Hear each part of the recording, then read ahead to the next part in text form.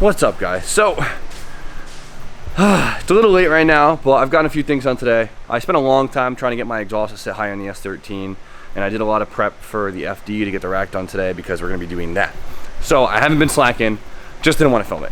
It's not that interesting. So today, we're finally doing what I've been talking about for literally a week now, and that is mounting the rack on the subframe and literally finishing the subframe. Well, you know, I could take it out and then finish welding it and powder coat it. Yeah, you guys know. So B-Hall's almost out of work, and so we're gonna try and bang this thing out. So we've talked about this quite a lot, so I feel bad for you guys who have actually been paying attention, but for you guys who haven't, the rack needs to be mounted in a very specific location. It has to be high enough that we won't get bump steer. It has to be forward enough so we don't mess up our Ackerman, and we have to make sure that it clears the oil pan in the engine, and we have enough of the steering linkage to reach the rack.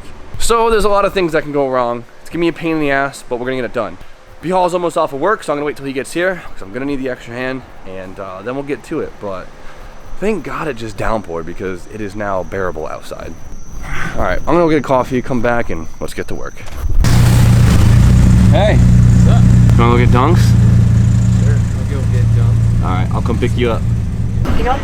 That's all, thank you. Are we balling today? We are balling. Large iced teas like we're from down south and shit. Trying to wean off the coffee. All right, boys. Are we winners today, B? I don't know. What do we got? One day. What do we got? Please enjoy any size iced tea for $1. Oh, me too. So the same thing we just got. All right, let's take these damn tie rods off. Should be something like this. Think we got enough steering shaft or no? No, we definitely need to lengthen it. Sick. Which is It's not too bad. Yeah, it's not too bad. We now have to notch this piece for the subframe. Now, me and B-Hall just did an hour of mocking up and bickering, and we decided where we want the rack to sit. So this is basically the same thickness tube as the subframe. So picture it notching it basically right here. It's gonna raise it up above the subframe, and it's gonna allow us to angle it downward. So a hole saw would be quite the ideal thing to use right now, but of course, we don't have one. So we're gonna improvise. Improvising has done us pretty well so far. Yeah. So hopefully don't mess up the last piece with it. We're gonna attempt to take big chunks off and then grind to fit.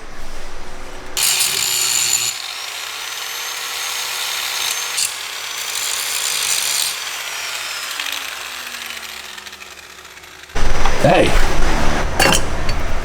Nice. All right, so now we're gonna bolt these things to the rack.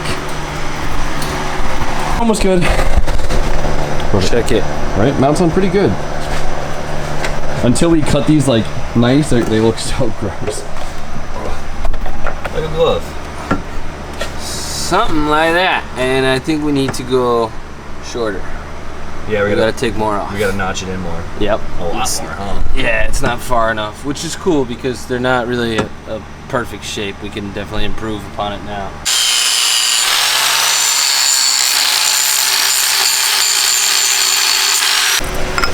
Like this? Sick. Looks so sick. Should we cut that angle now? You could do it all at once if you're a real baller. So Bry's technique. This is what you do when you don't have a bandsaw. And you want to be lazy. Or no, just make them... It's not really lazy. This is nice. This is efficient. Yeah. So we're going to use the head of the vise. As a blade stop. Exactly. And do it all at once. So this is going to be the cut to make them, that slope we've been talking about, to make them look a lot aesthetically pleasing and not bulky. Send it.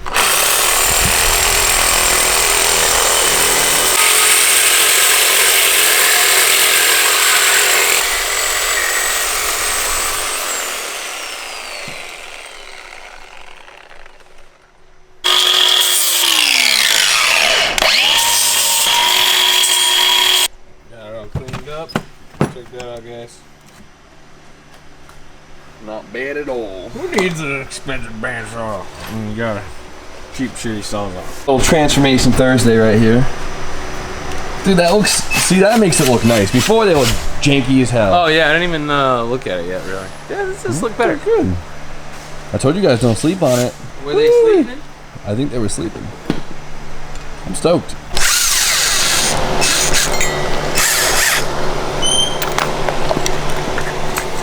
Alright, so how's our clearance now? think we're right there. Almost.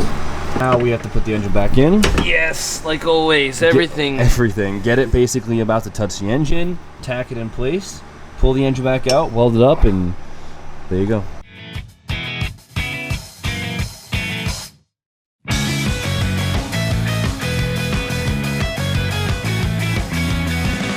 How's the mounts looking, bro?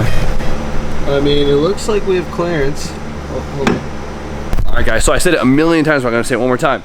We have to get the rack up as high as it could possibly go because these cars are known to have an issue with bump steer, and bump steer is when basically your rack and your knuckles sit at completely different angles, so it makes the tie rods do all funky things. So we're going to jack up the steering rack until we're about to hit the oil pan, lower it probably 1/4 inch, and tack it in place. Alright guys, it's about that time.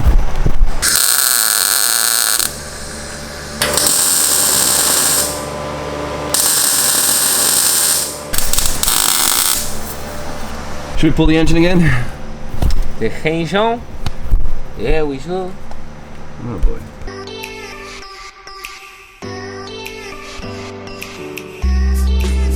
Welded the pedestals in real quick for the most part, and now the subframe is actually ready to come out. So I gotta pull everything off in the front end. Luckily, it's like the car is basically apart anyway, so I'm not too worried about it. But now we're gonna take it off. We're gonna clean up some of these welds because I welded here without gas by accident, and finish welding the whole bottom of the thing. And like I said a million times, should be ready for powder coat.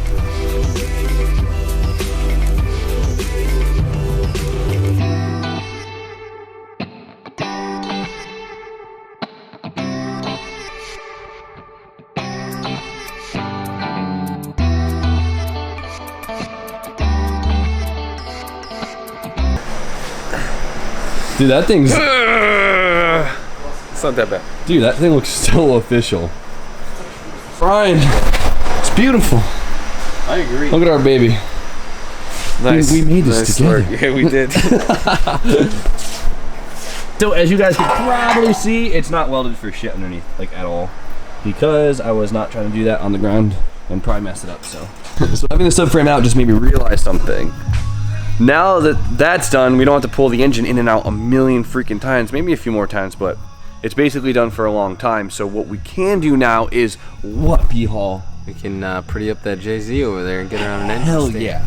I've been dying to get this engine looking nice because we've just been letting it sit here looking like this. I mean, I cleaned it up a little bit, but now that we don't have to pull it in and out a million times, I can get on the engine stand and we can do all the gaskets, the timing belt, the water pump, all the typical maintenance stuff, and get it looking nice and pretty. And I've been dying to do this for a while. So let's get this on the engine stand and start, I guess, taking her apart. Why not? Don't be an idiot and always lose track of all your damn bolts, because I'm constantly digging through this thing. You gotta find bolts to make that plate mount. We gotta take more cars apart. I need more bolts. I got you, bro. All right. Very long time later, I found the bolts. We're up there. I'm so pumped to have this thing back on the god dang stand.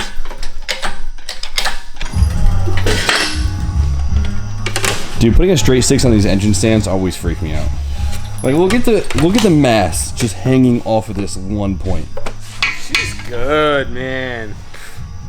Look at this thing. Still freaky, dude. This is a big ass engine. It's time for the fun part, and that's refreshing the engine. Now, we already cleaned up a decent amount, as you guys saw.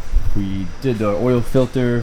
We did the oil cooler delete, cleaned it up. We bypassed the coolant lines, did all that stuff. And we can get rid of this. Will be off for a little while. Now, I'm going to be doing what I basically did to the 2J on the IS300, which is just basically every single freaking gasket and seal besides the head gasket, because the stock head gasket and studs is good for, honestly, I know people drifting on 600 horsepower on stock head gasket and studs. Insane. So I'm not worried about it right now. What's really funny is this is basically exactly like the 2J and the IS. Everything's gonna be basically the same, and that was ridiculously easy. So got literally everything: timing belt, water pump, tensioners, everything. So we're just gonna basically take off everything we need to do the timing right now. So we got to remove the water pump, the tensioner, the power steering pulley, and the crank pulley. This is what I'm terrified about, because if you guys remember, I could not get that thing off the damn IS engine. So I don't know, let's try it out.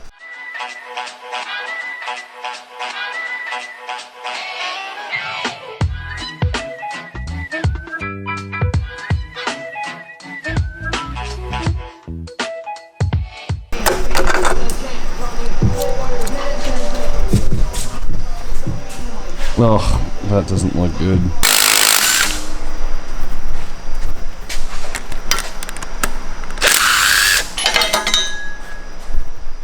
Damn. So, this might actually be kind of cool. So, this comes off of the water pump housing and then goes right here, and this will go to your heater hose line, and this wraps around, and this used to go to the oil cooler. I deleted the oil cooler, so it just loops back into the block. Now, on the NA2Js, they don't have that wrap around the head to the oil cooler thing. It literally is just that one pipe back to the heater hose lines. I happened to save the line off my old NA2J, and as you can see, it's only the one line to the heater hose. I'm thinking of putting the NA line on here, deleting the hose that wraps around the head, and literally just plugging this hole right here, because on the NA2Js, they're plugged. So I gotta do my research. I don't think that is a vital channel for the cooling system. I don't think it actually needs it, because it kind of will just loop back into a chamber in the head most likely. So I think that'd be a cool little upgrade, because I know it will fit, and it'd be nice to delete that around the head since it just loops back anyways. Look cleaner, it'd be sleek, and I don't know, I just think it's cool. So at this point, I'm kind of stuck until I pull off this damn crank pulley.